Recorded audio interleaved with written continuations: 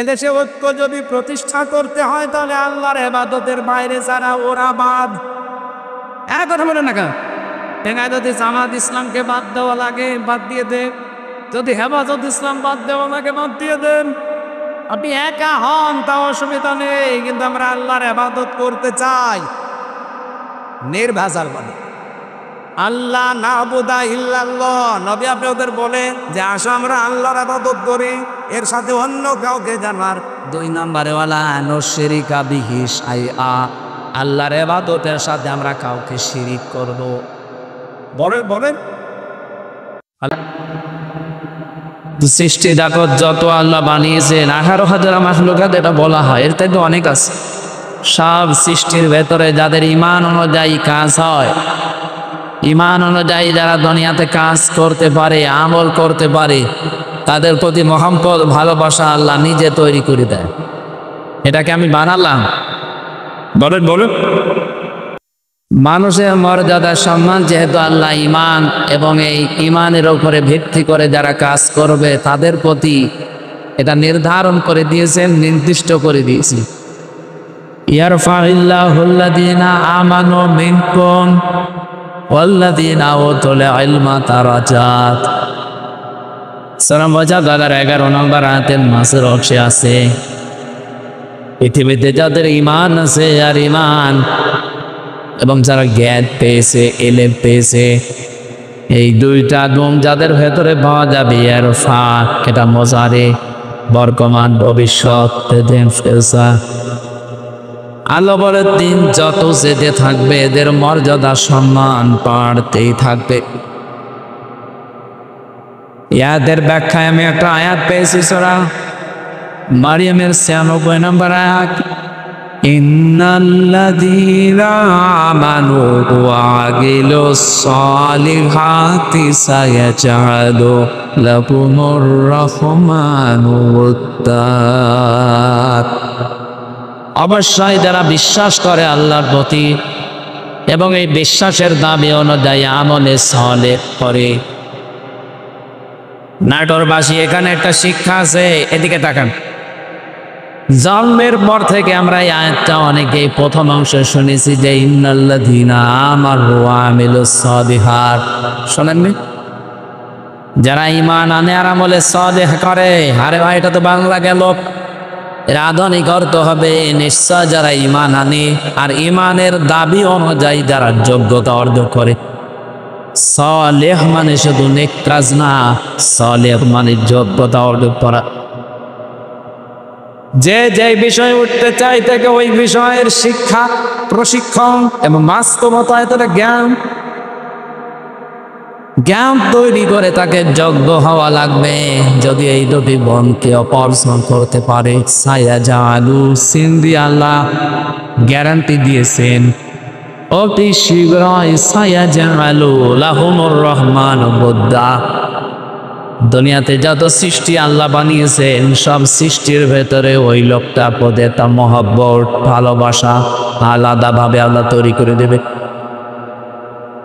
এই জন্য যেই বিভাগে আমরা আছি ওই বিভাগে আপনার ঈমান যদি খাঁটি হয়, ভেজাল না থাকে, লোক দেখানো না হয়, আর যদি আপনার যোগ্যতা থাকে, শিক্ষা প্রশিক্ষণ নিয়ে বাস্তবে আপনি টিকে থাকতে পারে, এই লোকটাকে হয়তো আদর্শিক কারণে, রাজনৈতিক কারণে, দুনিয়ার কোনো স্বার্থের কারণে আপনি দেখতে পারেন না উপরে উপরে, ভেতর থেকে যদি মানুষ হয়ে থাকেন অবশ্যই একটা কিছু বের হয়ে আসবে যে না, লোকটা আসলে ভালো ছিল।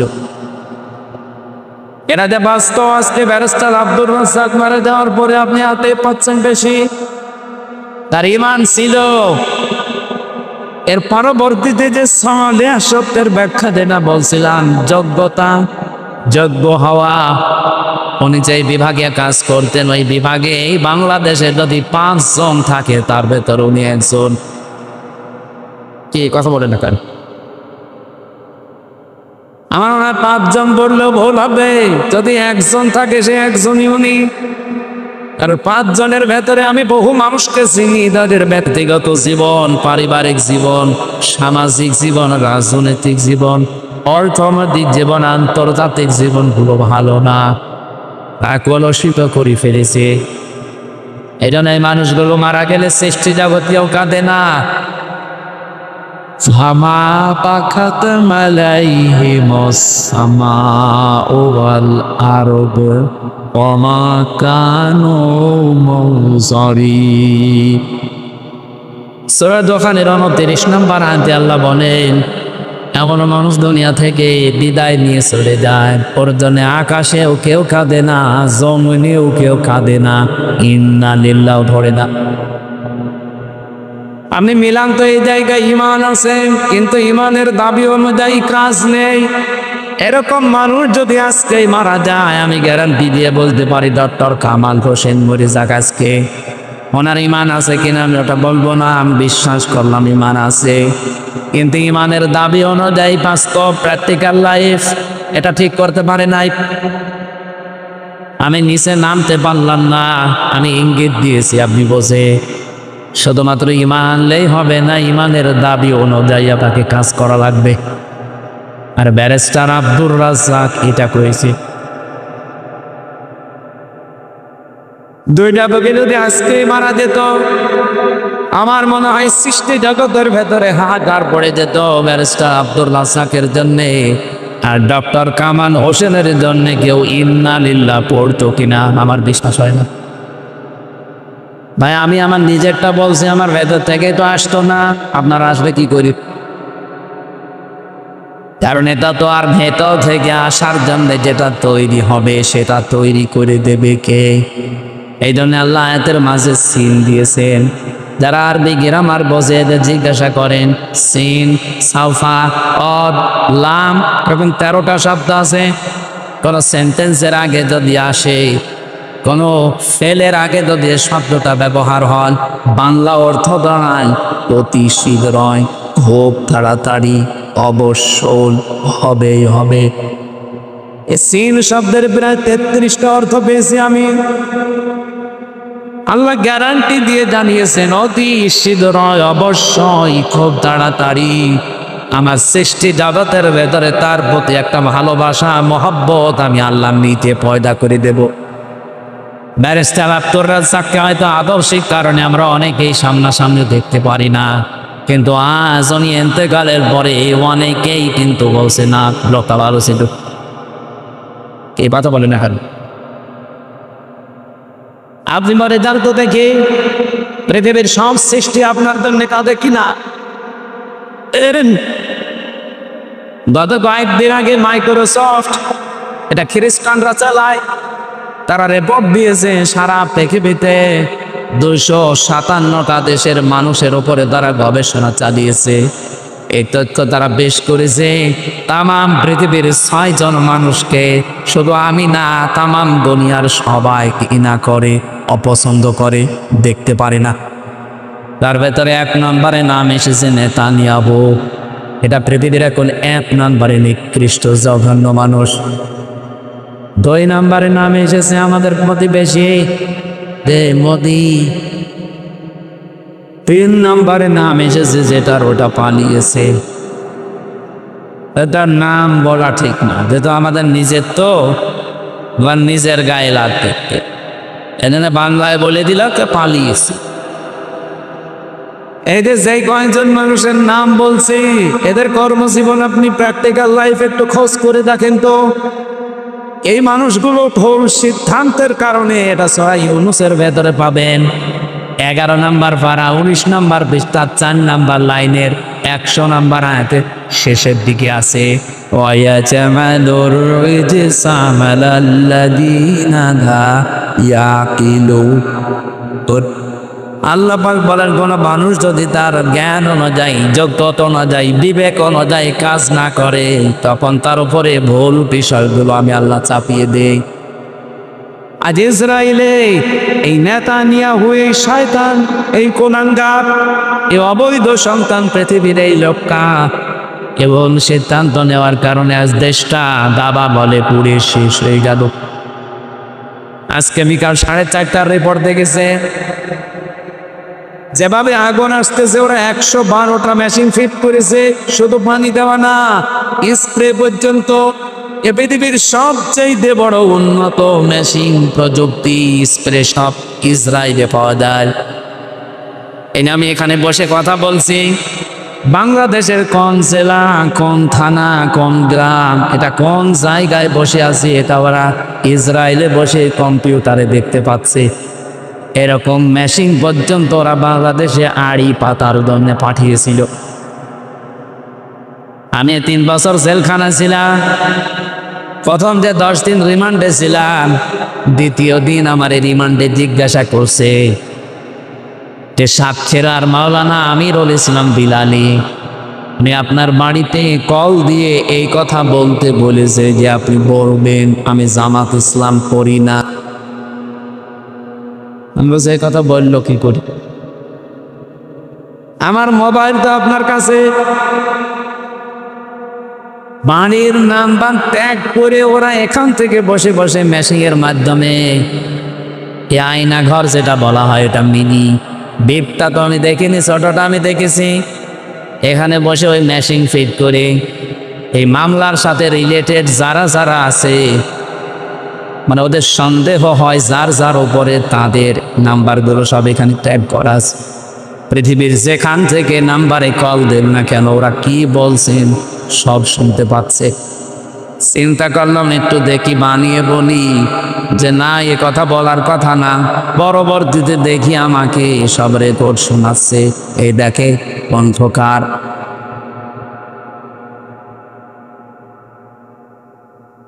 আমার ভাইরা, আমি যে কথা বলতে চাচ্ছি, পৃথিবীর সবচাইতে বড় উন্নত প্রযুক্তি এই পৃথিবীতে এখন ইসরায়েলের।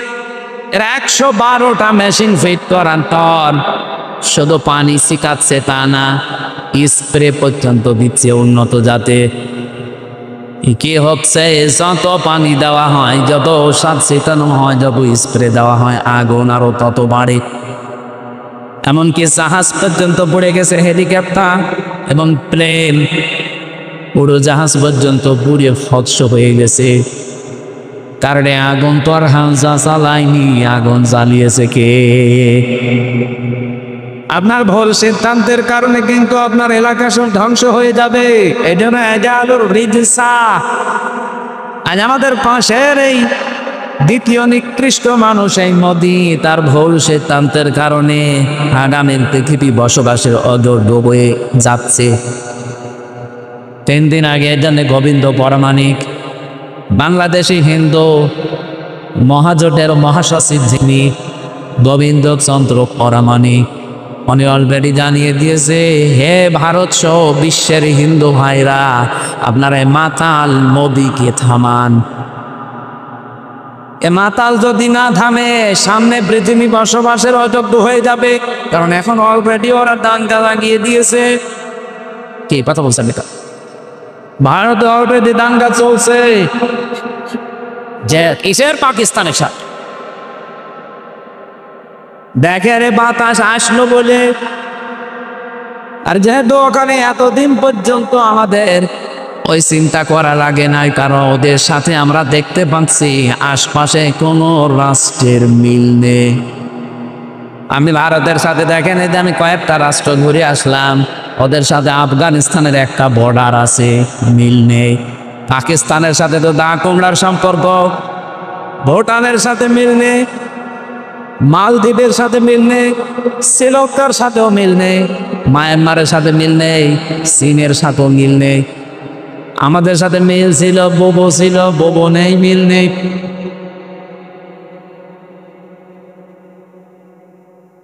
বোবো আবার চলে আসেন। ওরা বারবার একথা বলছে না। এতদিন শুনতাম যে বলতো আমাদের স্বামী স্ত্রীর সম্পর্ক, যদিও এই কথাটা বলা যায় নেই, কারণ দাদা ফুল হাতা আর আমরা হাফ হাতা। এটা মনে হয় হাফ হাতা না ফুল হাতা? মুসলমান দিয়েছে, দিতে পারে। আর দাদা যদি এই বয়সে এসে মুসলমানি দিয়ে বিয়ে করতে চায়, তাহলে বিয়ে পড়ানো দায়ের আছে। আর যে বয়স, আপনি হাজাম পাবেন কোথায়? এ বয়সে হাজাম পাওয়া যাবে, বুড়ো হাজাম লাগবে না? বুড়ো মানুষের হাতে আপনি অস্ত্র দেবেন, ও আগা কাটতেছে, বুড়া কেটে থাকবে। ইদানের দাদার এই বয়সে যেন আবার শখ না জাগে যে আমি আবার বিয়ে করব। যদি এতদিন এরা ছড়িয়েছিল যে আমাদের স্বামী স্ত্রীর সম্পর্ক, এটা দাহা মিথ্যা কথা, কথা বলে দেখা। দাদা যা করেছে জীবনে হেদায়েত নেওয়া সম্ভব না।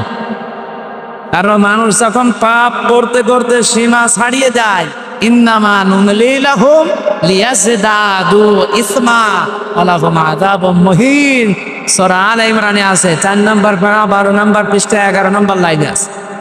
কোন মানুষ যদি পৃথিবীতে পাপের সীমা ছাড়িয়ে ফেলে, তখন আমি আল্লাহ ওকে অপমানজনক শাস্তির ভেতরে ফেলে দেয়, আর সেইটা ওদের কপালে আসতেছে। ওরা যা করেছে পাপ সীমা না, সীমা ছাড়িয়ে আরো আর এক সীমায় চলে গেছে। কতগুলো আল্লাহর ঘর ওরা ভেঙেছে আপনি দেখতে পাচ্ছেন।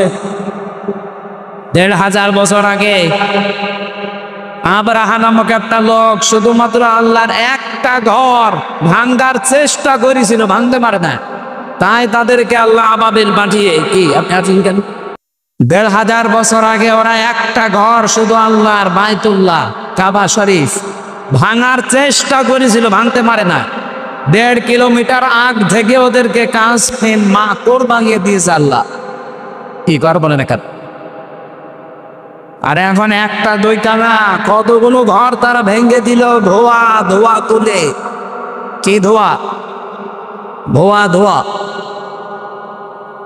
ওরা এখন ধোয়া তুলেছে যে এই জায়গায় নাকি মন্দির ছিল, এই জন্য ভেঙে এখন আবার মন্দির বানাবো। পৃথিবীর মানুষ মাটির নিচে তেল পায়, গ্যাস পায়, সোনা পায়, রূপা পায়, আর ওই শয়তানরা শুধু মাটির নিচে মন্দির পায়। ওরা যদি উলঙ্গ করে পিটাতে পারতাম,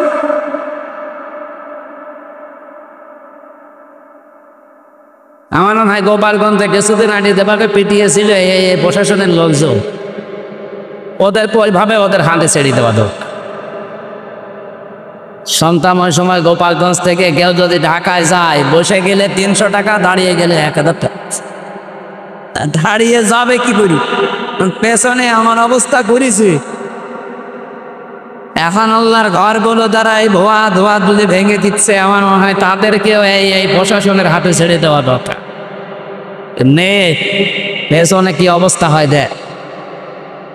এখন যদি বাংলাদেশে আওয়াজ তুলি আমরা যে ঢাকার স্বামীবাগে ইসকন মন্দির 500 বছর আগে এখানে মসজিদ ছিল, ভেঙে আমরা মসজিদ বানাবো, মানবে? মুসলমান তাই বলছেন না, আর হিন্দুরা মানবে? এখানে তদন্ত পরামাণিক জানিয়েছে পৃথিবীর হিন্দুরা, আপনারা একটু সচেতন হন। এই মাতাল লোকটাকে যদি না থামান, এর এই ভুল সিদ্ধান্তের কারণে এমন কিছু নাজিল হবে যেটা টাকাল দেওয়া সম্ভব হবে। এই জন্য আমাদের দেশে এরকম কিছু হাওয়া আমরা পাচ্ছি। এটা কি খেয়াল করেছেন কিছু? নারী কমিশন যে 318 পৃষ্ঠার যে রিপোর্ট দিয়েছে, আমি পুরাটা পড়েছি। এই 4 দিন মিলে পুরাটা শেষ করে আমি 13টা ভুল পেয়েছি, বাকি সবই ভুল। এই 13টা 100 ভাগের 100 ভাগ ভুল। ওরা প্রথমে যেটা জানাতে চায় যে স্বামী যদি স্ত্রীর সাথে মিলন করতে চায়, স্ত্রী যদি রাজি না হয়, স্বামী যদি জোর করে এই কাজ করে, তাহলে স্ত্রী তার পরের দিন যদি মামলা দেয়, তাহলে ধর্ষণ মামলা হবে, প্রমাণ হলে স্বামীর ফাঁসি। আমি আপনার কথা মেনে নিলাম, ভাই স্বামী জোর করে আপনাকে সংসার করতে চায়, আপনি রাজি না, আপনি ধর্ষণ মামলা দিলেন। আমার প্রশ্ন হচ্ছে, ফাঁসি দেওয়ার জন্য সাক্ষী লাগবে না? কথা বলছেন কেন? এখন ওই জায়গায় কেউ কি ছিল যারা সাক্ষী দেওয়ার মতো? অথবা ওখানে সিসি ক্যামেরা দিয়ে রাখা লাগবে, অথবা এই ইউটিউবারদের পাঠিয়ে দেওয়া লাগবে। আপনি এদেরকে পাঠালে হবে? আমার এই জন্য একটা একটা করে যখন পড়লাম, আমার মনে হচ্ছিল এগুলো মেয়াদ উত্তীর্ণ দাদা কেস। ওদেরকে আর বাইরে রাখা ঠিক না, ওদের রুচি, ওদের সব বিকৃতি হয়ে গেছে, চেহারা বিকৃত হয়ে গেছে। যে কয়টা চেহারা দেখলাম, একটাও মহিলার মতো লাগছে না। এখানে যারা পুরুষ মানুষ আছে আমরা ঘোষণা দেব কি, পুরুষ ভাইরা পুরুষ প্যান্ডেলে চলে আসে, মেয়েরা মহিলা প্যান্ডেলে চলে যান। আর যারা মহিলার না পুরুষ না ওদের কোন প্যান্ডেলে পাঠাবো? আমি ওদের চেহারার দিকে তাকিয়ে আমার মনে হচ্ছিল ওগুলো মনে হয় তৃতীয় লিঙ্গ। তা আপনি তৃতীয় লিঙ্গের কোনো কিছু বলতে পারেন, আপনি মহিলাদের পক্ষে বিপক্ষে কথা বলেন তোর কারণে। আপনি মহিলা, মেয়ে লোক হওয়ার জন্য যে সমস্ত সিস্টেম দরকার আপনার তো কিছুই নেই। আমি নিছিলাম না, অনেক সাররা আছে তাই। এই জন্য আমার মনে হয় এদেরকে আর বাইরে রাখা ঠিক না। এদের পেছনে অবশ্যই রাঘব বোয়াল আছে, আমরা জানি। পৃথিবীর কোন রাঘব বোয়াল লেখা যাবে না। এদেশে 92% মুসলমান যতদিন আমরা আছি। কিছু না থাক আমাদের, অন্তত লা ইলাহা ইল্লাল্লাহ। যেন আমরা চাই খুব তাড়াতাড়ি এই মানুষগুলোকে আপনারা পাবনায় পাঠান। আমি কয়েকদিন আগে গিয়েছিলাম হেমায়তপুর দেখার জন্য, যে দেখি পাগল এখন আর অত বেশি নেই। জিজ্ঞাসা করলাম একজনকে, বলছো হুজুর এরকম প্রায় ভালো হয়ে যায় পাঠিয়ে দে।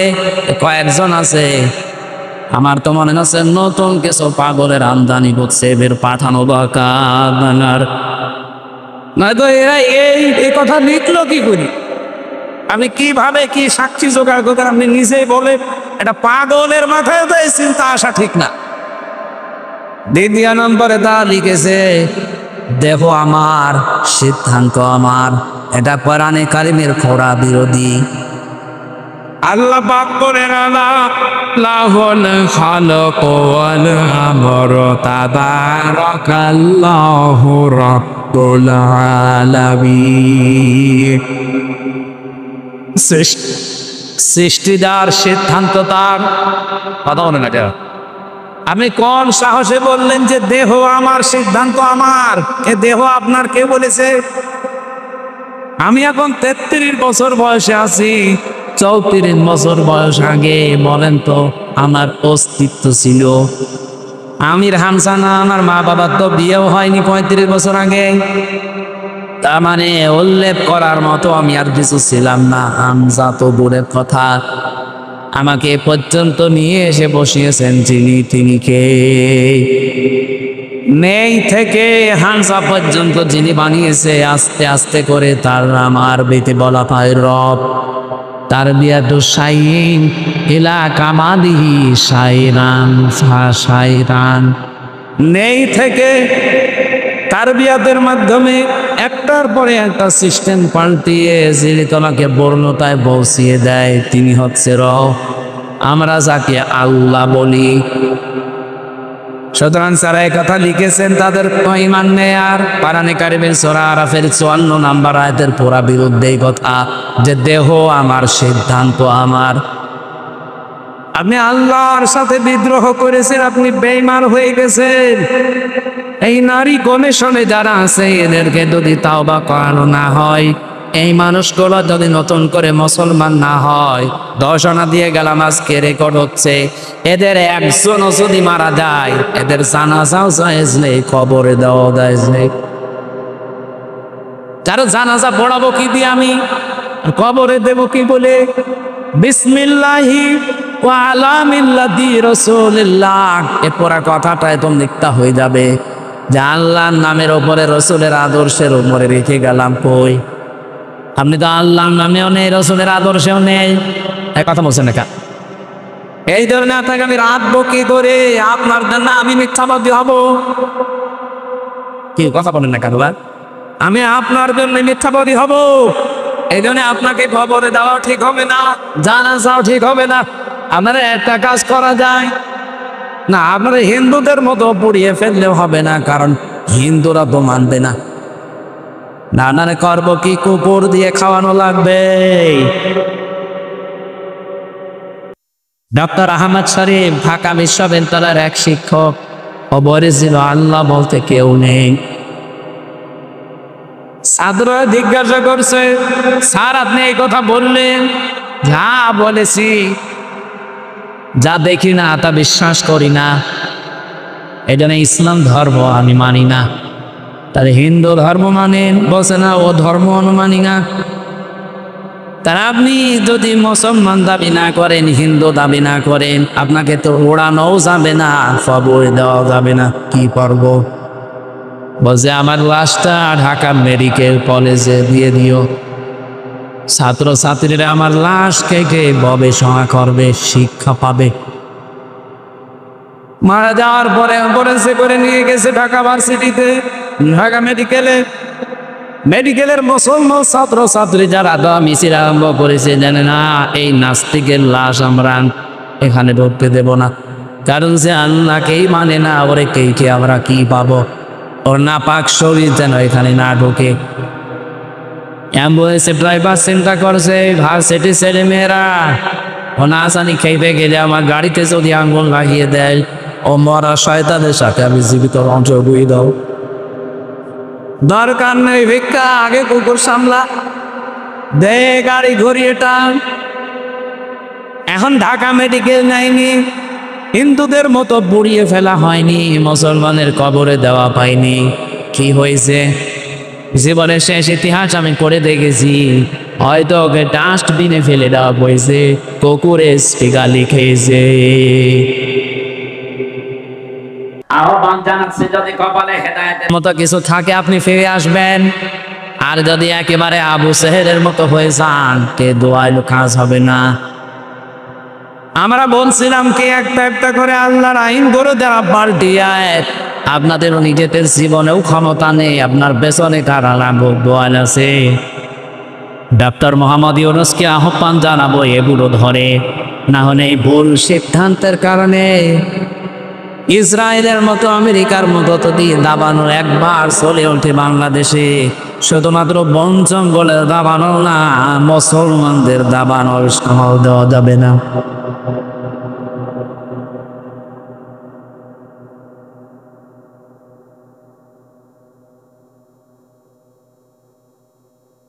আলহামদুলিল্লাহ, আমি দেখো কথা আরম্ভ করেছিলাম যে পৃথিবীতে মানুষের সম্মান আর মর্যাদা বাড়ে ঈমান আর জ্ঞান, এই দুইটার সমন্বয়। যাদের জন্য এতক্ষণ দোয়া করার জন্য এই কথাগুলো বললাম, এত মানুষের নাম আমি একবারে বলেছি, ওয়ারফা'না লাকা যিকরাক বলেছি। এদের মর্যাদা আমরা শুধু দুনিয়ায় চাই না, আখিরাতেও যেন মর্যাদা টিকে থাকে, ওই কাজগুলো করার তৌফিক আল্লাহ তাদের দান করুন। এই কথা বুঝেছেন?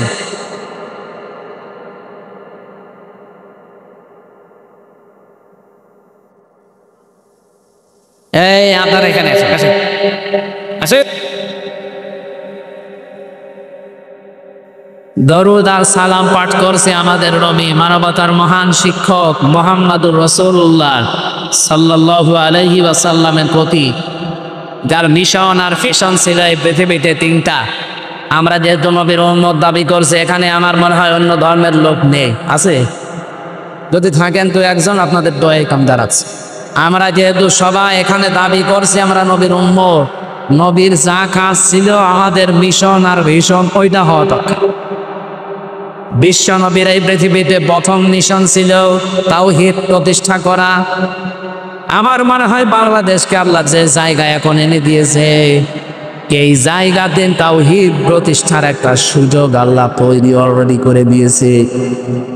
এখন এটা করার জন্য সিস্টেমগুলো কি কি? ১৫০০ বছর আগে আল্লাহ সিস্টেমটা জানিয়েছেন সূরা আলে ইমরান ৩ নম্বর পারা ১৭ নম্বর পৃষ্ঠার ২ নম্বর লাইনের ৬৪ নম্বর আয়াতে আছে।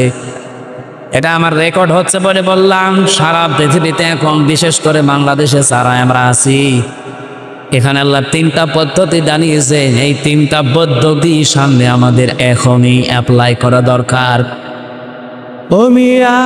হালালে কিতাবি তাআলাউ ইলা কালিমাতিন সাওয়াইন বাইনানা ওয়া বাইনাকুম আল্লা না'বুদা ইল্লাল্লাহ ওয়া লা নুশরিকা বিহি শাইআ।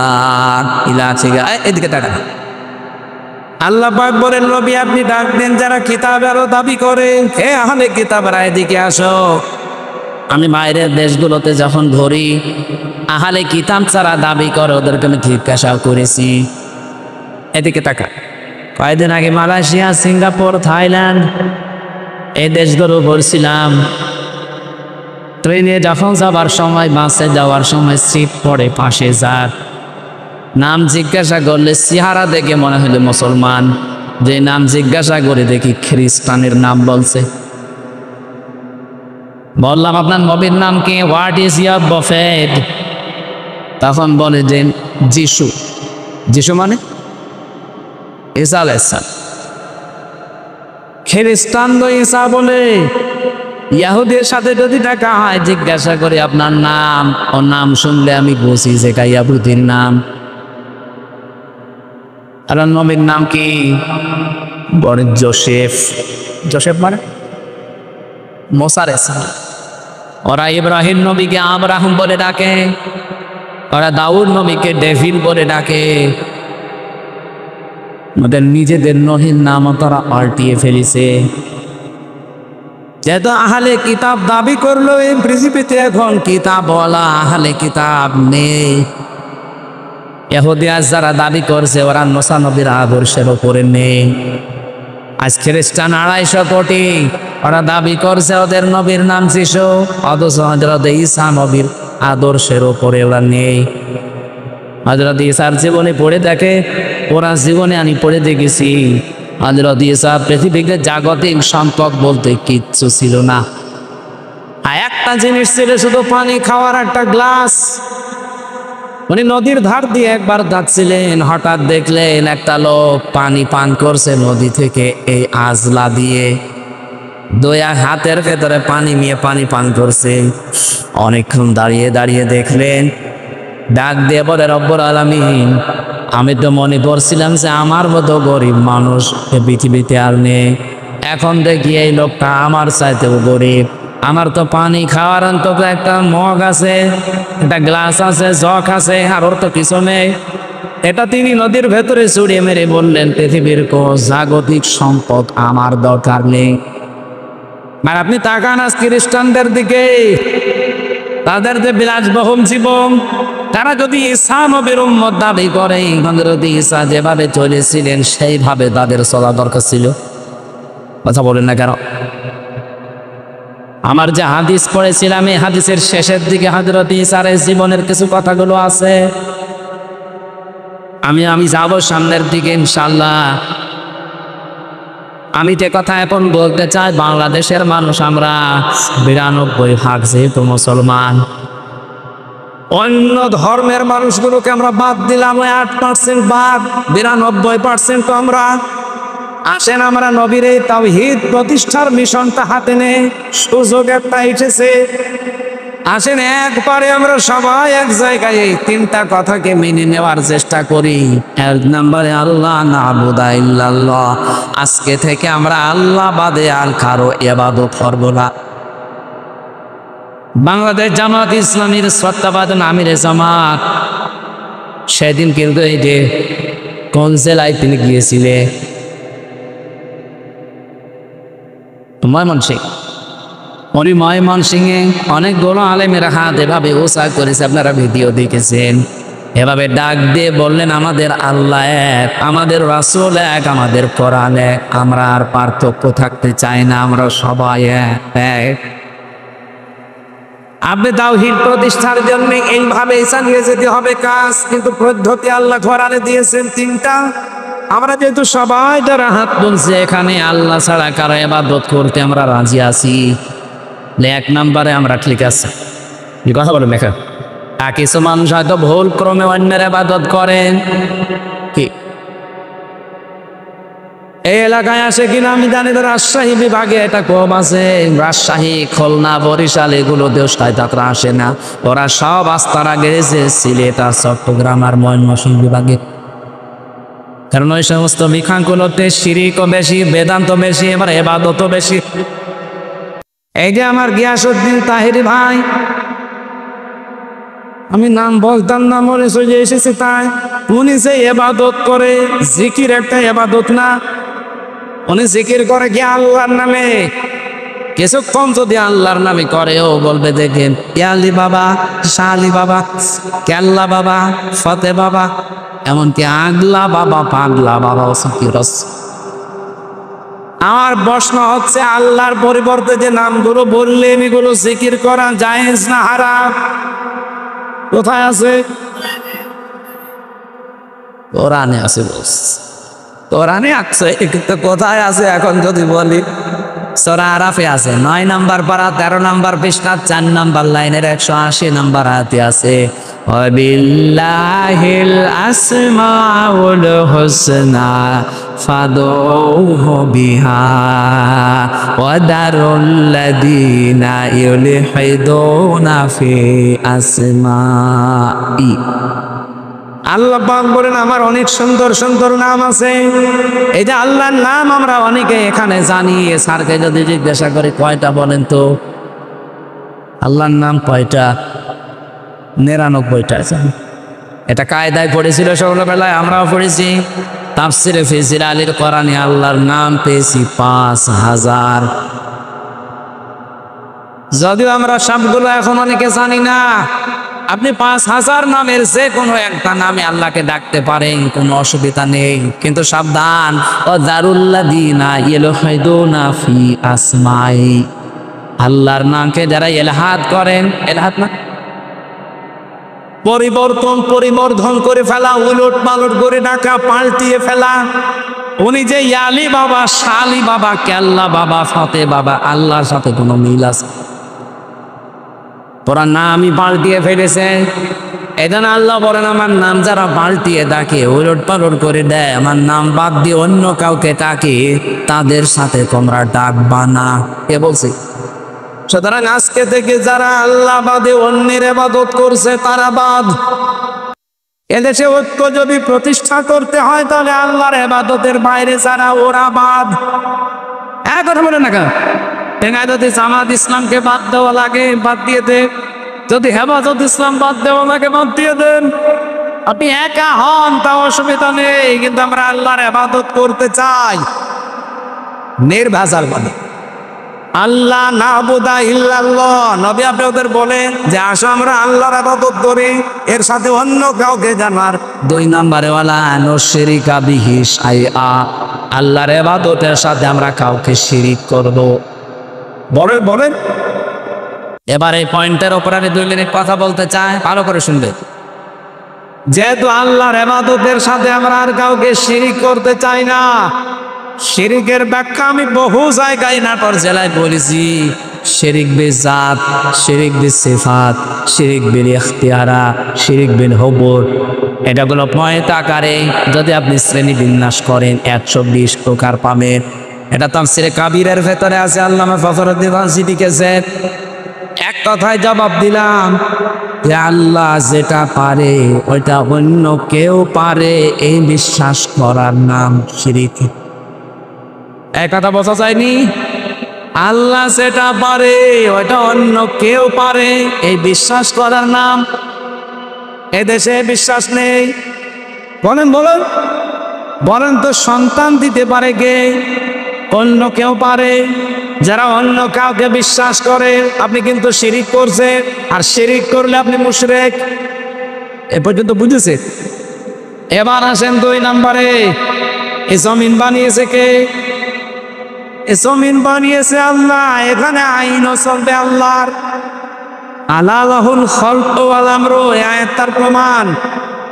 সুতরাং আল্লাহর এই জমিনে যারা অন্যের আইন এখানে প্রতিষ্ঠা করার জন্য চেষ্টা করেন, এর জন্য দল করেন, এর জন্য আপনি মিছিল মিটিং করেন, এর জন্য ভোট করেন, টাকা পয়সা খরচ করেন, আপনি শিরিক করছেন।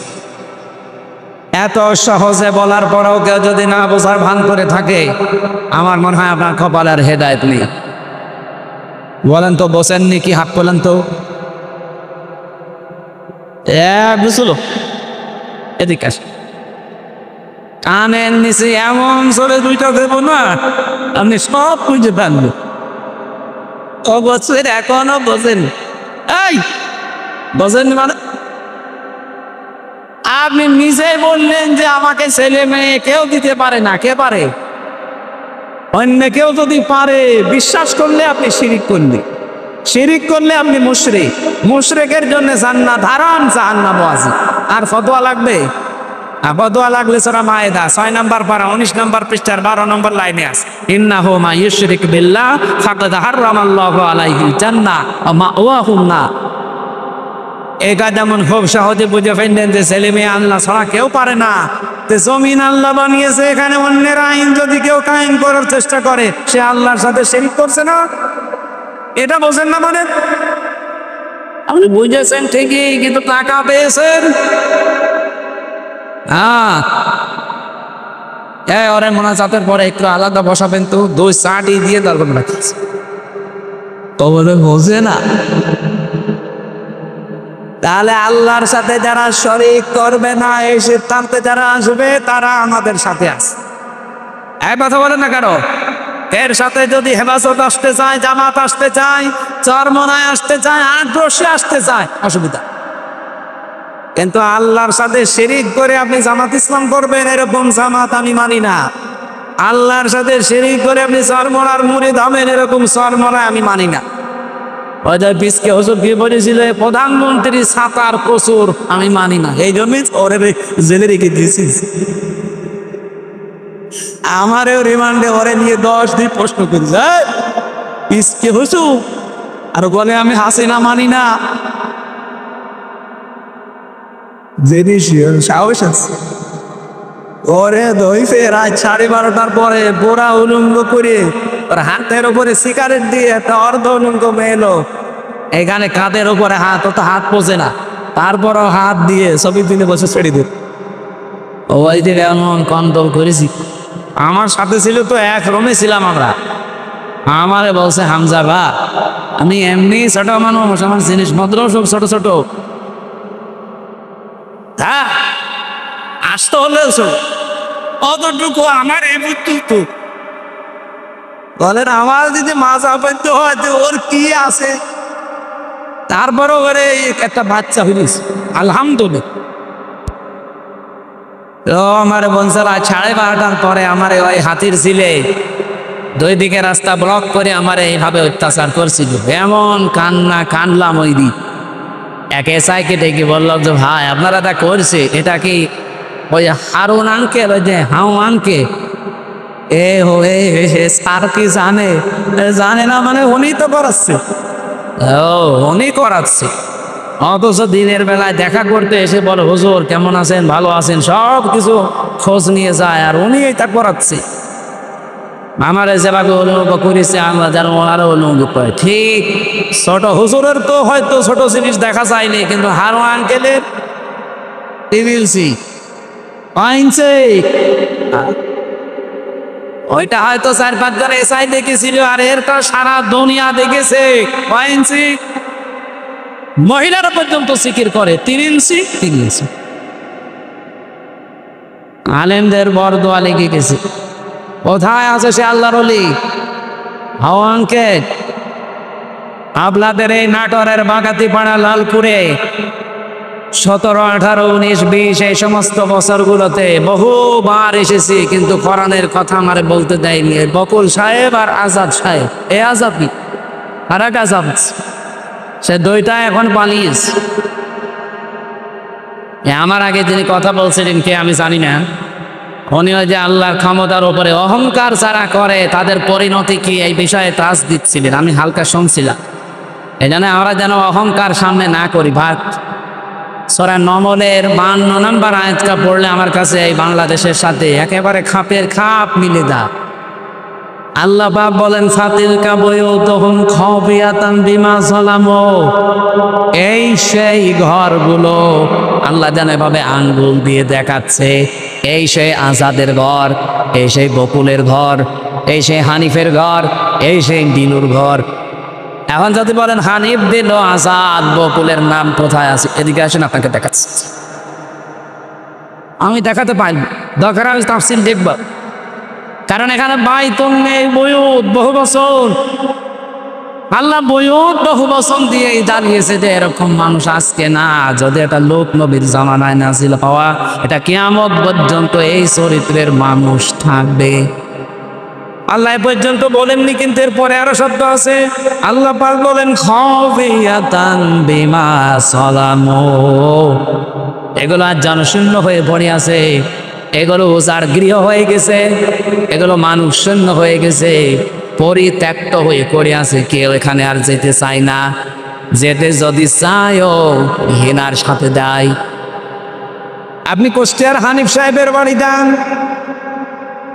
আপনি যে দেখেন বাড়ি আর বাড়ি নেই, পায়খানার প্যান পর্যন্ত মানুষ খুলে দিয়ে চলে গেছে। যদিও হালকা পাতলা দু একটা ছিল, এই ফেব্রুয়ারির 5 তারিখে আযাবুল বুলডোজার নাজির হয়ে ছাতা সব শেষ। সারা দেশে আযাবুল বুলডোজার নাজির হয়েছিল না? আল্লাহ বলেন এই জালেমদের বাড়ি ঘরগুলো একটু দেখেন না কেন, এই সেই ঘরগুলো খবিয়াতান, আজ উজাড় গৃহ হয়ে গেছে, পরিত্যক্ত করে দিয়েছি আমি। বিমা জলাম, এদের জুলুমের কারণে আল্লাহ পর্যন্ত কিন্তু শেষ করে দিতে পারতেন। এদের পরের শব্দটা আমাদের জন্য আল্লাহ পাক বলেন ইন্না ফি যালিকা লাআয়াতাল লিকাউমিন ইয়ালামুন। এখানে প্রথমে ইন্না আছে আর মাঝে আছে লামে তাকিদ। আল্লাহ দুইবার গ্যারান্টি দিয়ে জানিয়েছেন অবশ্যই অবশ্যই এর ভেতরে জ্ঞানী যারা তাদের জন্য শিক্ষা আছে। কি শিক্ষা? ফাবতিহা দাবিরু কওমিল্লাযিনা যালামু, সূরা আল-আনআম 7 নম্বর পারা 12 নম্বর পৃষ্ঠার 4 নম্বর লাইনের 45 নম্বর আয়াতের প্রথম অংশে আছে। এটা তাফসীরে ফি জিলালিল কোরআনের সাইডে ভাবে লিখেছেন। আল্লাহ পাক বলেন জালেমদের শিকড় কাঁটা হয়ে গেছে।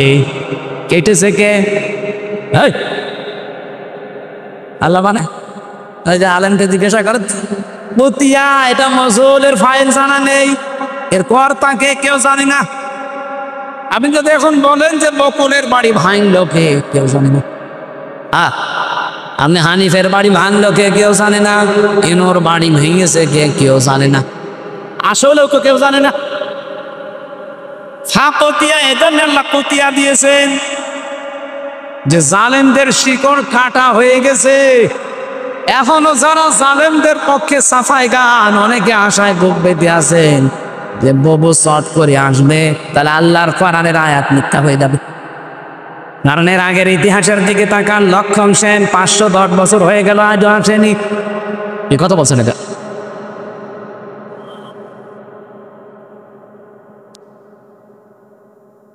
আমি যতগুলো দেখলাম ইতিহাস, একটাও ফিরে আসেনি। আশরাফ ঘানি, বাশার আল আসাদ, এই কথা বলছেন না। এই ধরনের আশায় যারা বুক বেঁধেছেন, উড়ে মালি ওটা মাপ দেন, ওটা বিশ্বাস করে বসে থাকলে কোরআনের আয়াত পাল্টিয়ে যাবে। আল্লাহ বলেন জালেমদের শিকড় কাটা হয়ে গেছে, এবারে জোড়া দেবেন কি করে? কেটেছে কে তাই তো কেউ জানে না। আর একজন বলছে আল্লাহ, আপনি আল্লাহ বললেন আল্লাহ কাটেন, কে কেটেছে কেউ জানে। আপনি চিন্তা করতে পারেন এটা কি কোন ইউনিয়ন? এটা লালপুর। লালপুর ইউনিয়ন পরিষদের দারওয়ান থেকে সংসদ পর্যন্ত থরে থরে জালেমদের সব সাজানো ছিল। আমি রিমান্ডে 10 প্রকার মানুষ পেয়েছিলাম। 10 প্রকারই ওদের মামলার আয়ু, ওদের যে মামলার প্রসিকিউটর সে ওদের, বিচারপতি যে বিচার করবে রায় দেবে সে ওদের, যে জজ রিমান্ড থাকবে সে ওদের, যারা রিমান্ডে প্রশ্ন করবে তারা ওদের, যে ঘরের ভেতরে নিয়ে টর্চার করবে সেইটা ওদের, যে রায় দেবে সে ওদের। আমার পক্ষে কে আছে? আরে ভাই আল্লাহ তো আছে, একজন আছে উকিল। একটা উকিল দাঁড়ায় তো ওর কথা শুনলেও চলে, না শুনলে। এই ছিল দেশের বিচার ব্যবস্থা। আর মানুষকে শোনায় তো আমরা ন্যায় বিচার কায়েম করছি। বাংলাদেশে যদি এই হয় নাই বিচার দেয়, আমি কোন কারণে 3 বছর জেলে ছিলাম আমার জবাব দে। আমারে আপনারা মামলা দিয়েছিলেন যে আমি নাকি আনসারুল্লাহ বাংলা টিমের প্রধান। কি ও সাদা ও জীবনে জানি আনসারুল্লাহ বাংলা টিম কি ও সাদা জানি না, অথচ আমার প্রধান মানিস। জেলের ভেতরে যাওয়ার পরে একজনের সাথে দেখা হয়েছে, ও 17 বছর জেলে আছে। ওর নাম আব্দুল মতিন, ও হচ্ছে আল্লাহর দলের প্রধান সারা বাংলাদেশে। বললাম ভাই আপনি তো আল্লাহর দলের সভাপতি, সেক্রেটারি কে? বলছে আমার সেইনি। আপনি সভাপতি, আমার সেক্রেটারি, আর কে? এই দেশে জঙ্গি ছিল। এই জন্য ডক্টর এনায়েতুল্লাহ আব্বাসী হেফাজত ইসলামের সমাবেশে একটা প্রস্তাব দিয়েছে, যা বেগে চলে হলেও কেউ যদি ইসলাম এবং মানবতার রসম নিয়ে এই বাংলাদেশে কথা বলতে যায় তাকে আইনের আওতায় এনে কঠোর শাস্তি দেওয়া লাগবে। এটা আমরা চাই না। আপনি অধিকারের নাম নিয়ে রসুলকে গালি দেবেন, আল্লাহর কোরআনের আয়াত বিকৃতি করবেন, এটা আর সামনে যেন না হয় আইন পাশ করা লাগবে। 2 নম্বরে উনি বলেছিলেন এই দেশে যারা নবীকে বিশ্ব নবী শেষ নবী মানে নাই, কাদিয়ানি যারা, এদেরকে রাষ্ট্রীয়ভাবে অমুসলিম ঘোষণা করা লাগবে। শোনেননি এটা? কত বলছেন একা? আমরা এই দাবির পক্ষে আছি না? কোরআনে কারিমের শুধু এক আয়াতের 4 ভাগের 1 ভাগ, মা কানা মুহাম্মাদু আবা আহাদিম মির রিজালিকুম ওয়ালাকিন রাসূলুল্লাহ, এ পর্যন্ত ঠিক আছে। ও খাতামান নবিয়্যিন, নবীদের শেষ নবী, এইটা কাদিয়ানীরা মানে না। ওরা বলে যে মা কানা মুহাম্মদ ঠিক আছে, আলা আহাদিম মির রিজালিকুম এটা ঠিক আছে, ওয়ালাকিন রাসূলুল্লাহ এটাও ঠিক আছে, কিন্তু ওয়ালাকিন রাসূলুল্লাহর পরে ওয়া খাতামান নবিয়্যিন, উনি শেষ নবী, এটা ঠিক নেই। শেষ নবী হচ্ছে গোলাম মুহাম্মদ কাদের। এতটুকু অস্বীকার করার কারণে কাদিয়ানীরা কি বলেন? বলে আমরা চাই তাদেরকে অমুসলিম ঘোষণা রাষ্ট্রীয়ভাবে করা হোক। বারবার কিন্তু আহ্বান জানানো হয়েছে 92% মুসলমানের দেশে। হ্যাঁ, তারা অমুসলিম হয়ে থাক, তারা ইহুদি, খ্রিস্টান, বৌদ্ধ, মুশরিক, হিন্দু, মাদুসি এদের মতো থাকবে, কোনো অসুবিধা নেই।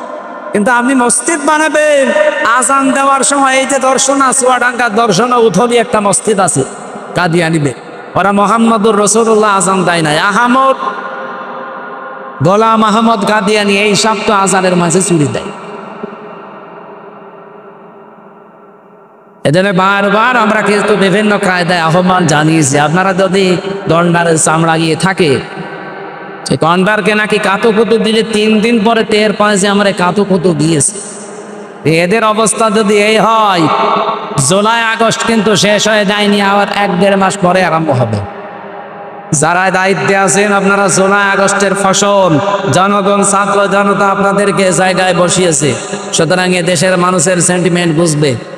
উল্টাপাল্টা সিদ্ধান্ত নিয়ে বিভিন্ন কল কাঠি যারা নাড়াচ্ছে তাদের কথা শুনে আবার দেশটা অস্থিতিশীল করবে, নিজেও থাকতে পারবেন না, আমাদের কপালও আগুন লাগানো। কি আমাদের দেওয়ালে ফিট থেকে গেলে তো তখন আর কামড় দেওয়া ছাড়া উপায় থাকবে না। কত বড় টাকান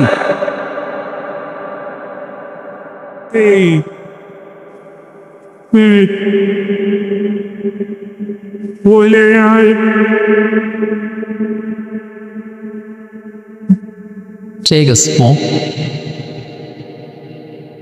আমার বাইরে, আমরা শিরিকের যে বিষয় নিয়ে পর্যন্ত এসেছে একটু থাকা। আজ বাংলাদেশে ঐক্যের বারবার ডাক দেওয়া হচ্ছে, সবাই আসেন, কিন্তু শিরিক যারা করেন তারা আসলে ঐক্য থাকবে না। কি শিরিক যারা করেন তারা যদি এসেও থাকেন লোক দেখানোর জন্য, ঐক্য টিকবে না। এই জন্য শিরিক যারা বাদ দিতে পারেন তারা আসেন। 3 নম্বরে ওয়ালা ইয়াত্তাখিদা বা'দুনা বা'দান আরবাবাম মিন দুনিল্লাহ, আল্লাহ বাদে আমরা কাউকে অভিভাবক হিসাবে আর করব না।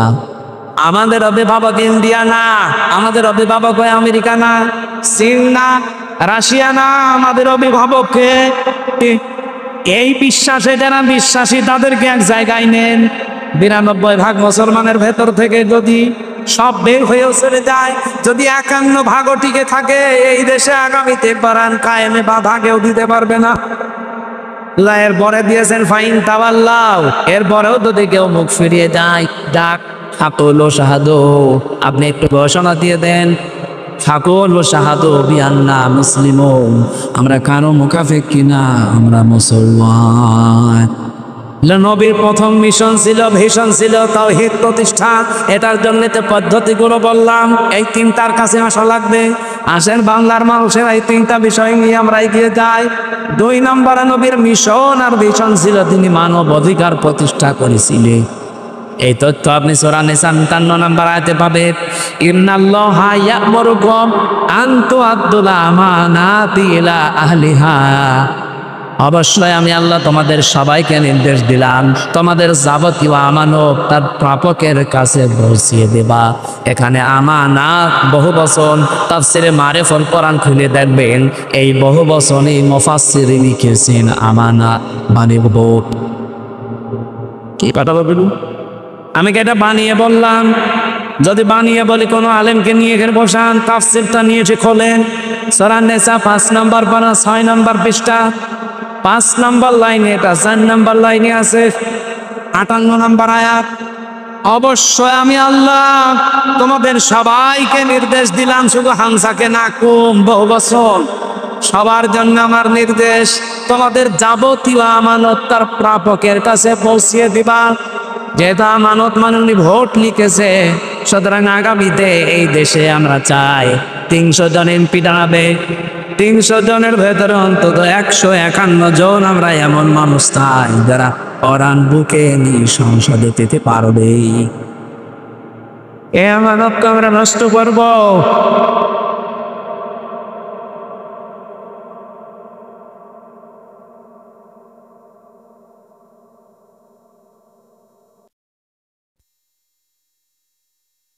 আমার ভাইরা, এটা যদি কারো কাছে রাজনীতি মনে হয়, যদি মনে হয় এটা দুনিয়ার বিষয়, এটা ধর্ম ব্যবসা, হ্যাঁ এটাই আমার ধর্ম ব্যবসা, কারণ আমি এই ব্যবসা করেই কোরআনকে সংসদে পৌঁছিয়ে দিতে চাই। আগামীতে আবুল কালাম আজাদ ভাইয়ের মতো যদি বাংলার ৩০০ এমপির ১৫১ জন কোরআন বুকে নিয়ে যেতে পারে, ওয়াইদা হাকামতুম বাইনান নাস আন তাহকুমু বিল আদলি, যখন তোমরা বিচার করবা মানুষের মাঝে, ন্যায় বিচার করবা, তো ওখানে যদি আপনি কোরআন নিয়ে যেতে না পারে, ন্যায় বিচার করবেন কি নিয়ে? এই ৫৪ বছরে ন্যায় বিচার দেখতে পাইনি, শুধু এইটা নেই তাই একটু সুযোগ করে দেন না কেন? ৫৪ বছর তো বিভিন্ন জিনিস দেখলেনি, একবার একটু পাগলামি করে হোক আর সেভাবে একটু দেখেন না কেন? আপনি একবার যদি দেখতে পারেন যে এটা বিচার ব্যবস্থায় চলছে, আমি আল্লাহর কসম দিয়ে গ্যারান্টি দিতে পারি জীবনেও বিনা কারণে জেল খাটাবে না। এজন্য মানবাধিকার প্রতিষ্ঠা করা এটা রাসূলের মিশন ছিল, ভিশন ছিল। আমাদের জীবনেরও মিশন আর ভিশন এটা হওয়া লাগবে। এখানে যদি কারো দ্বিমত থাকে হাত তোলেন যে না এটা আমি মানি না, তোলেন। এখানে কেউ কিছু বলছেন না, চলে যাওয়ার পরে যদি লালপুর বাজারে কালকে কেবত করেন না, দাঁত মুখ করে খাল পেলাম। হ্যাঁ আপনি চলে গেলে এটা কেবত করেন যে না কিছু বলে গেল, বসলাম না, বসলেন না মানে সব বুঝতেছেন আপনি। নবীজির জীবনের মিশন ছিল উনি মানবাধিকার প্রতিষ্ঠা করেছিলেন, আর মানবাধিকার প্রতিষ্ঠা করার জন্য ক্ষমতা লাগে, আইন লাগে, সেটা হাতে আছে আমাদের? নেই। خذلت ما قال فإذا صار رشوة في الدين ولستم بتاركه يمنعكم الفقر والحاجة ألا إن ريح الإسلام دائرة تدور مع الكتاب حيث دار ألا إن الكتاب والسلطان لا يفترقان فلا تفارق الكتاب। এদিকে তাকা। হযরত মুআয ইবনে জাবাল রাদিয়াল্লাহু তাআলা আনহু যেদিন ইয়ামেনের গভর্নর হয়ে তিনি যাবেন, ঘোড়ার রাকাবের ভেতরে তিনি অজনী পা তুলে দিয়েছেন। নবীজি ডাক দিয়ে বললেন, তোমাকে একটা দেশের দায়িত্ব দিয়ে পাঠাচ্ছি, হাদিয়া তোফা তোমার কাছে আসবে, তুমি যেহেতু দায়িত্বে আছো।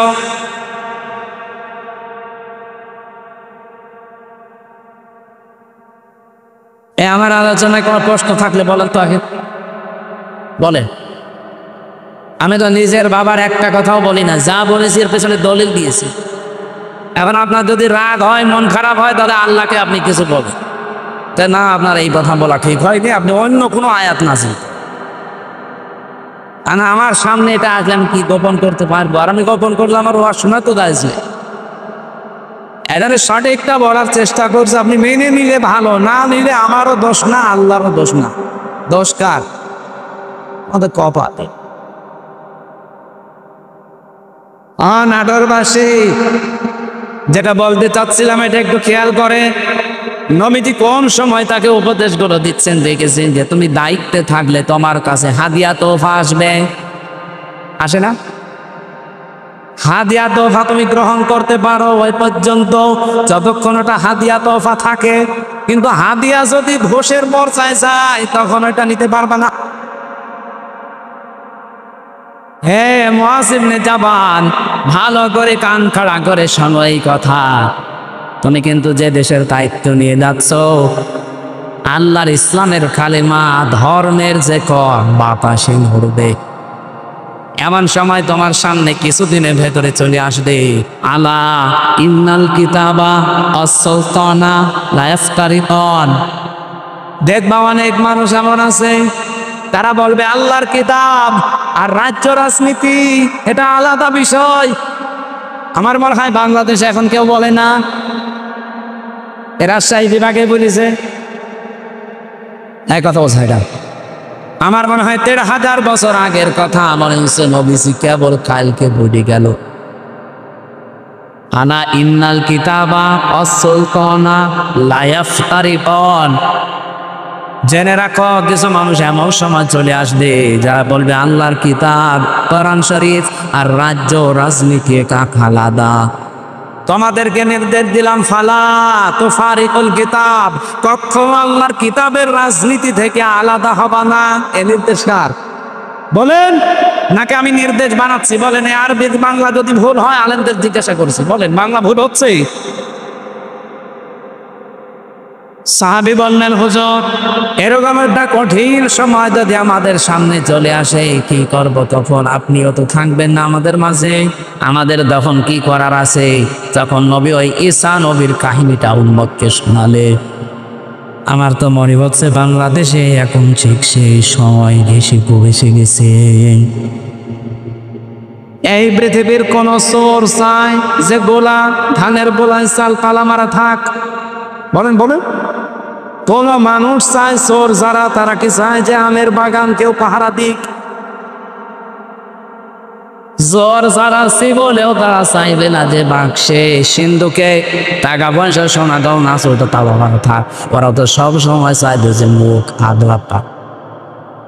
এই পৃথিবীতে যদি সত্যি যারা আসল চোর, তারা কখনো চাইবে না যে এই দেশেই যারা নেই পরায়ণতা কায়েম করতে চায় এই মানুষগুলো ক্ষমতায় যাক।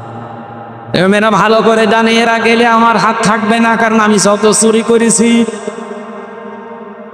এই বাংলাদেশে অনেক চোর আমার মনে হয় স্বভাবে করে না, অভাবে করে, সেগুলো মাফ। কিন্তু যারা স্বভাবে করেছে এদেরকে আল্লাহ মাফ করতে নিষেধ করে দিয়েছে, তাদের হাত পাতা মৃত্যুর কিস। আপনি সালমান এফ রহমানের কি ৩৬,০০০ কোটি টাকা ওর চুরি করা, ওটা কি অকাবে না স্বভাবে? কয়েকদিন আগে মালয়েশিয়া এক লোককে দেখে নিচে বসে বসে চা খাচ্ছেন, এসে বললাম কি এখানে? বলছে হুজুর আমরা আগেই পালিয়েছি। আপনি পালালেন কেন? আপনার না ৬২০টা ৬২০টা বাড়ি বানিয়েছেন আপনি। এই মালয়েশিয়া আপনার সাহেব পাড়া আছে আপনার নামে,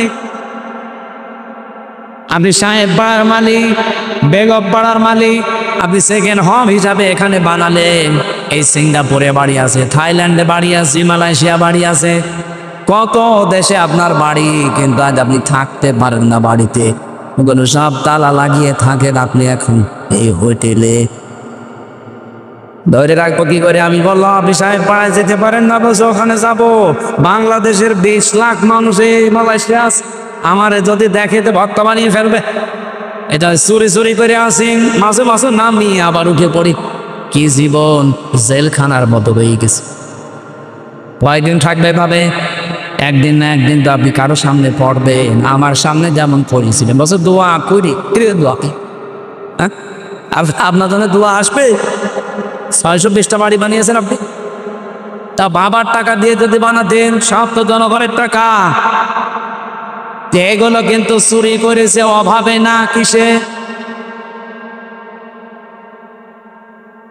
মানবাধিকার প্রতিষ্ঠার জন্য আল্লাহ আমানত শব্দের পরে দিয়েছে ওয়াইদা হাকামতুম বাইনান নাস, যখন মানুষের ভেতরে বিচার করবা, আনতাহকুমু বিল আদলি, তখন ন্যায় বিচার করবা। ও বাংলার মানুষেরা বারবার এটা আমরা ক্লিয়ার করার চেষ্টা করছি। এই দেশে যতদিন আল্লাহর বিধান আমরা মানুষের ভেতরে কায়েম করতে না পারবো, ন্যায় বিচার শুধু ওয়াজের দ্বারা সম্ভব না। এইটা আপনার বুঝতে যত দেরি করবেন তত ন্যায় বিচার পেতে দেরি হয়ে যাবে। নবীদের মিশন এইটা ছিল, 3 নাম্বার নবীর মিশন ছিল দিন যেন জমিনে কায়েম হয়। এই জন্য আমার খতবার ভেতরে এই কথাটা ছিল, অনাশাহাদু আন্না মুহাম্মাদান আবদুহু ওয়া রাসূলুহু আল মাবউসু ফিনা বিল হুদান ওয়া দীনিল হক লিইযহিরাহু আলাল আদিয়ান। আল্লাহ পাক বলেন, এমন নবীর সাক্ষী তোমরা দিলে যিনি আমার মান্দা এবং আমার রাসূল, যাকে আমি দিনে হক দিয়ে সত্যের বিধান দিয়ে তোমাদের ভেতরে পাঠিয়েছি। কেন? লিইযহিরাহু, এজার মানে এখানে বহু আলেম আমার মনে হয় জিজ্ঞাসা করলে এজহার মানে বলবে স্পষ্ট করা না, এখানে আবিদা আধুনিক অর্থে এজহার মানে বিজয়ী করা। এজহার মানে আল্লাহ বলেন লিইযহিরাহু আলাল আদিয়ান, যত দিন আছে দুনিয়ায়, যত ধর্ম আছে, এখন ধর্ম দুনিয়ায় কত? 4,500 ধর্মের ভেতরে ইসলামকে দাঁড় করানো লাগবে বিজয়ী রূপে। এ ঘোষণা কার? বলে আর ইসলামকে দাঁড় করাতে হলে নবীজি যদি 13 বছর মায়ের খাবার পরে 10 বছর কোরআন দিয়ে রাষ্ট্র চালাতে পারে। কিছু মানুষ বলে হুজুর 13 বছরের কথা বলেন, ওই 10 বছরের কথা বলেন দরকার নেই। কেন 13 বছর শুনতে আপনার ভালো লাগছে? নবীজি মায়ের খেয়েছিলেন, আর 10 বছর যে এইটা দিয়ে রাষ্ট্র চালিয়েছিলেন প্রধানমন্ত্রী হয়ে, ওইটা আপনার ভালো লাগে না? মানে সিরাত ইবনে হিশামে দেখবেন নবীর জীবনীকে 4 ভাগে ভাগ করা হয়েছিল। মক্কার জীবনটা প্রথমে 3 বছর, এরপরে 5 বছর, এরপরে 2 বছর, এরপরে 5 বছর, না এরপরে 3 বছর, সব মিলে কত? 13 বছর। প্রথমে 3, এরপরে 5, এরপরে 2, এরপরে 3, এই 4টা ভাগে নবীর পড়া মক্কার জীবনকে ভাগ করা আছে। আমি বাংলাদেশের সাথে অলরেডি এটা মিলিয়ে দিয়ে গেছি। আমরা এখন এই 4 নাম্বারটায় আছি। এবার বলেন, এটা নবীজি 3 বছর জেলে ছিলেন, তার অনেক আত্মীয় স্বজন সাহাবায়ে কেরাম হারিয়েছিলেন। আমরা এই 15 বছরে বহু কিছু হারিয়েছি। 3 বছর না 13 বছর আল্লামা সাইদির সেন খাতা হয়ে গেছে। সুতরাং 13 বছর পরে নবীকে যদি আল্লাহ 10 বছরে বিশাল একটা সাম্রাজ্য দিতে পারে, আমাদের সামনেও 15 বছর যেহেতু পার করে ফেলেছি, সামনের 10 বছর আসবে কোরআনের আয়াতে ইনশাআল্লাহ। আমরা বুঝো কি সূরা 13 নম্বর আয়াতের মাঝের অংশে আমি পড়েছিলাম আন আকিমুদ্দিন। অথচ আয়াতটা নাযিল হয় মক্কায়, এমন কঠিন পরিস্থিতি যেখানে পা রাখা পর্যন্ত সম্ভব না, সেখানে আল্লাহ বলছেন আমার দিন কায়েম করো। এদের বাংলাদেশে যেহেতু 4টা অবস্থা আমরা পার করে ফেলেছি, এই মুহূর্তে আহ্বান জানাচ্ছি নবীর এই 3 নাম্বার মিশন আর কিশোর ও বাংলার মুসলমানেরা এখন সব ফরজের বড় ফরজ আল্লাহর এই জমিনে আল্লাহর দিন কায়েম করা। আনা দাদা ফারমাতুফি, এখানে কেউ মতপার্থক্য ফতোয়াবাজি করবেন না। সুতরাং দিন কায়েমের কথা বললে যারা ফতোয়াবাজি করে, মতপার্থক্য তৈরি করে, যে না ওরা আকীদা খারাপ, ওর টুপি বড়, ওর টুপি বাসকলি, এরকম কত চারাই তুলবে, মনে করবেন এটা রাসূলের শত্রু, ওটা মানবতার শত্রু, ওটা তাওহীদের শত্রু। কথা বলে না কেন? এতটুকু আল্লাহ শেষ করেননি, কাবুরু আলাল মুশরিকিনা মা তাদউহুম ইলাই। হে নবী, আপনি যদি দিন কায়েমের জন্য মানুষকে ডাকেন, সবচেয়ে বেশি খারাপ লাগবে, অপছন্দ করবে কথাটা মুশরিকরা। আমি তো দিন কায়েমের জন্য আহ্বান জানাই, আপনার খারাপ লাগে কেন? আপনার মন খারাপ হয় কেন? আপনার কাছে রাজনীতি মনে হয় কেন? আপনি কি মুশরিক? বলেন। হ্যাঁ জানি আপনাকে আল্লাহ পছন্দ করেনি, এটা না এদের শেষের অংশ। এটা আল্লাহু ইয়াজতাবি ইলাইহি মান ইয়াশা। দিন কায়েমের কর্মী হিসাবে আল্লাহ সবাইকে পছন্দ করে না। আল্লাহ যাকে ছাঁটাই করে দেয় সে বাদ, আল্লাহ যাকে বাছাই করে, নির্বাচিত করে, পছন্দ করে, নির্ধারিত করে, এ জিতবা শব্দ আছে। আল্লাহ যাকে পছন্দ করে তার দিনের কায়েমের জন্য কর্মী হিসাবে, তাকে আল্লাহ পাক এই দিন কায়েমের জন্য নির্বাচিত করে নেয়। ওয়াহদি কাকে করে মাইয়াশা ওয়াহদি ইলাইহি মাইননে, যে তার আল্লাহর দিকে মন থেকে ফিরতে চায়। আপনি কি আল্লাহর দিকে মন থেকে ফিরতে চান? যদি ফিরতে না চান, জীবনে আল্লাহকে আল্লাহ দিনের কর্মী হিসাবে আপনাকে কাজে লাগাবে না। আল্লাহর অবদায় পড়ে যায়নি। এই দেশে ইসলাম কায়েম না হলে আল্লাহর কোনো ক্ষতি আছে? ক্ষতি আপনার, ক্ষতি আমার। কারণ জীবনের শেষ দিন পর্যন্ত এই কাজে নিজেকে জড়িয়ে রাখা, এটা নামাজ রোজার চাইতেও বড় ফরজ। দলিল সূরা হিজর 14 নম্বর পারা 6 নম্বর পৃষ্ঠা, এটা মানে 6 নম্বর লাইনের শেষ নাম্বার আয়াত, সূরা হিজরের 99 নম্বর আয়াতে আছে ওয়াবুদ রাব্বাকা হাত্তা ইয়াতিয়াকাল ইয়াকিন। ওই দিন পর্যন্ত ইবাদত করো যতদিন তোমার কাছে ইয়াকিন না আসে, মরণ না আসে। এই জন্য সব ফরজের বড় ফরজ। নবীদের জীবনের শেষ মিশন আর ভীষণ দিন কায়েম সবাইকে আল্লাহ দিয়ে করাবে না। যাকে আল্লাহ নির্বাচিত করে, ছাঁটাই না করে বাছাই করে রাখে, তাকে আল্লাহ কাজে লাগাবে। আল্লাহ আমাদেরকেও যেন ছাঁটাইয়ের ভেতরে না ফেলে বাছাইয়ের ভেতরে আল্লাহ ফেলে দেন, বলেন আমি। এবার আমি মেয়েদের কয়েকটা কথা বলতে চাচ্ছি। এখানে আসেন আপনারা?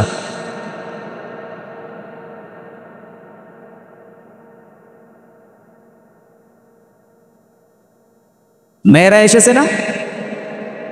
সম্মানিত মা বোনরা, কয়েক মিনিট আপনার জন্য আমি শিক্ষামূলক কয়েকটা কথা বলতে চাই। মাত্র 5টা মিনিট সময় দিচ্ছে। মাহফিলটা যেহেতু কাদা ছিল, এখানে পানি ছিল। আজকে আপনি ভিডিও দেখেছেন, আমার নিজেরই কেমন আফসোস লাগছিল যে কোরআনের জন্য এলাকার মানুষেরা এত কষ্ট করতে পারে। যার যতটুকু সামর্থ্য আছে আপনারা দিয়েছেন, আমি দেখেছি। বাড়ি দেওয়ার সময় শুধু ভাড়াটা বাদ দিয়ে এদের কাছে আপনারা একটু উৎসাহ দিয়ে যাবেন। এটা মাদ্রাসার মাহফিল না? যার যা আছে অবশ্যই দয়া করে এদের কাছে একটু দিয়ে যাবে। আমি এরপরে মেয়েদের কথা বলার পর আমার একটা লিখিত বই আছে মেয়েদের উপর, এত বই নিয়ে এসেছেন। এটা আদর্শ নারী, মেয়েদের 6 জন আদর্শ নারী পৃথিবীতে আছে, তাদেরকে আদর্শ মানা যায়। এই বইটা মেয়েদের জন্য স্পেশাল ভাবে। আর দাম্পত্য জীবনের কলহ কেন হয়, এটা মারামারি গন্ডগোল মনোমালিন্য কেন হয়, এটা কিভাবে মিটাবে, সেই পদ্ধতিগুলো লেখা আছে। 120 পৃষ্ঠা লিখেছি। এটা জেলখানায় বসে বসে লিখা। আপনারা পারলে এই বইগুলো নিয়ে যান। আর সৃষ্টি জগৎ, এটা শিক্ষিত মানুষদের জন্য। সৃষ্টি আল্লাহ একেবারে ওই প্রথম থেকে শুরু করে, এটা সবার জন্য দরকার। এটা শিক্ষিত মানুষদের জন্য ইয়ে হবে। গাড়িতে পাওয়া যায়, যদি বান যাওয়ার সময় নেবে। গয় আমাদের লোক করবে তো এই প্রশ্ন দিচ্ছে আগে শেষ হোক। আপনারা লোক কই ভাই? এই ব্যাগ যদি নাও নিয়ে যায়, আপনারা যাওয়ার সময় ওনাদের ওখানে দাঁড়িয়ে থাকবে যারা ড্রাম নিয়ে, তোমার ব্যাগ নিয়ে ওই জায়গায় একটু দিয়ে দিন। মা বোনেরদের জন্য বলছি, একমাত্র একটাই ওয়াজ। খাদিজাতুল কুবরা এই 6টা মহিলার ভেতরে একজন। উনি জীবনে 1 ওয়াক্ত নামাজ পড়েননি, একটা রোজা রাখেননি, জীবনে একটা দিন পর্দায়ও থাকেননি। তারপরও তাকে আল্লাহ সালাম দিয়েছে, জীবিত অবস্থায় সালাম পাঠিয়েছে, এবং জান্নাতে ঘর বানিয়ে তার জন্য পাঠিয়েছে। একটাই মাত্র কারণ, তার পুরা জীবন পড়ে আমি পেয়েছি।